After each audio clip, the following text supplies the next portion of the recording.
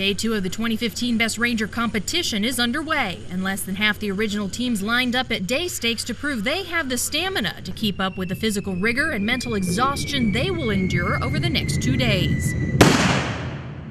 Exhausted from day 1, Rangers have had little food and minimal sleep. They will have to push through to prove they have what it takes to move through 6 events, displaying excellence in all they do, like rock wall climbs, rappels, caving ladders, and more. All right, keep it up. Good pace, good pace. Rangers have to be able to operate in multiple types of environments, the mountainous environment being one of them, so it shows their proficiency in their mountaineering skills and ability to overcome that type of environment.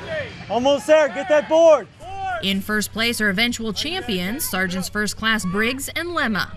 Teams put their strategy to the test, making sure these timed events are done quickly, and equally important, that they're done correctly. I'm looking for that they're actually using the lane as a real scenario. They're really thinking through the lane, how they're going to save that casualty, not a mannequin. They want to save that casualty that's a battle buddy of theirs or a ranger buddy of theirs. Simulating a downed helo, soldiers move into the Ranger first responder lane and conduct a rescue operation. In the Army, anyone can be a first responder, which is why tactical combat casualty care, care under fire, and evacuation care is critical. Get it up! Get it up! Each and every one of those teams out there wants to be the best Ranger, but each and every one of those teams would protect and give their lives for their fellow soldiers on the battlefield, and you can see that every day. And that's what's important. Moving into day 3, 2/3 of the competition comes to a close, and the end is in sight. All that stands between them and victory is a helocast and the combat water survival assessment.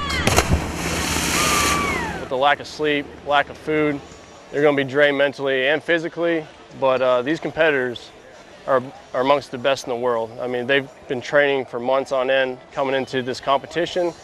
These guys are fierce individuals, type A personalities, and they're not going to allow themselves to fail. That's him, man.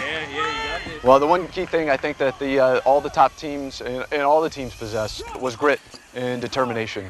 Come on, right here, to me. Each of them had to reach deep down inside of themselves and perform at a level that they didn't expect to have to perform at in order to emerge on top.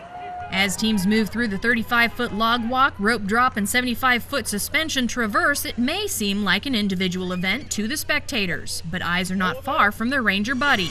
Hold it, feet up. Cheers rally each other on, and the final run is all or nothing, and together. These teams know that they must rely and trust on their Ranger buddy, and never was it more clear than as they cross the finish line, equally tired, equally motivated, and equally excited. Melissa Bell, Fort Benning TV.